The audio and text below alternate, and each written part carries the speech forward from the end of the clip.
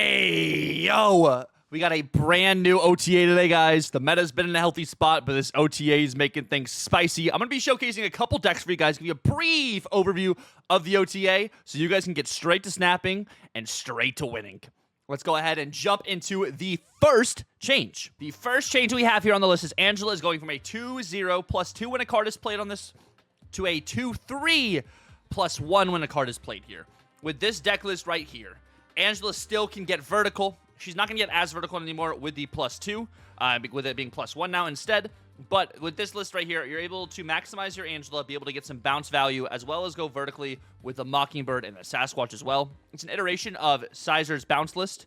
And of course, all of the decks that we're showcasing today will be down in the description below. Secondly, Hercules is finally getting a change to a 3-4 from a 4-7. This is a super feels good moment with Hercules Spotlight coming out next week as well. You're actually be able to play this a little bit better on curve. The 3 spot is a little interesting for move overall, but with this list right here, I think you can totally maximize your Hercules. I mean, you're playing him in Phoenix Force. Phoenix Force is an already established list, but you needed more of another mid-range card. That's why you've been seeing Iron Lad. That's why I was messing around with Fastos in this list. But I think the Hercules value is going to be absolutely incredible. There's instances where maybe you don't play the Zola line. Maybe you play a Tribunal instead. But I think it's going to make the list super versatile, and I'm glad Hercules is finally getting a change. Same exact ability, just a 3-4 instead of a 4-7. The next change we have is Kingpen is going from a 2-3 to a 1-2. And with this list right here, you're getting all the move synergies, as well as an update with the next card, which we have Miles Morales going from a 4-5 to a 4-6. Same exact ability becomes a 1-drop if a card is moved. With Kingpen, which is really interesting, you can play this more out on curve with some other cards in order to get the move combo off, which feels good. Potentially to snipe some move cards too. It just feels better as a 1-drop opposed to a 2-drop. It can die to Killmonger, but like you really don't care. I feel like a Kingpen dies to Killmonger because he's not one of your like core 1-drops. It just allows you to be able to negate a lot of power from all these movement stuff because a lot of Nocturne right now, still a lot of Jeff. You could play this into potentially a Professor X lane if you'd like. If you want to play Professor X and stuff, but like it feels good. And the Miles change too, I think, is because of all the new Spider-Man cards we have coming out this next season in September. But as a 4-6, you don't use them in C5 anymore. But I think Miles is going to have some good value as well. Speaking of 4-6s, we have High Evo, and I have this High Evo list right here. It's a classic High Evo. I feel like it's in a good spot. I got this off of Untapped, and it had a very high win rate, 62% plus 58 cubes, which is freaking awesome. Half a cube is really solid for cube rate. High Evo is going from a 4-4 to a 4-6, so it's a better.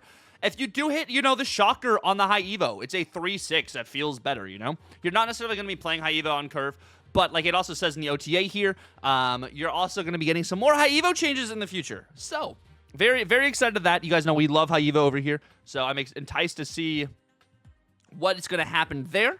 But let's freaking go. And to keep this 4-6 train on the road, Nick Fury is going from a 4-5 to a 4-6. With this list right here, I think you can maximize some collector value, some Loki value, Quinjet, the Valentina value too. You have Hope Summers to be able to kind of make sure you could potentially play a 2-6 drops on turn 6. Seems kind of cool with the Valentina value and with the Nick Fury value. I think that's going to be a little bit crazy.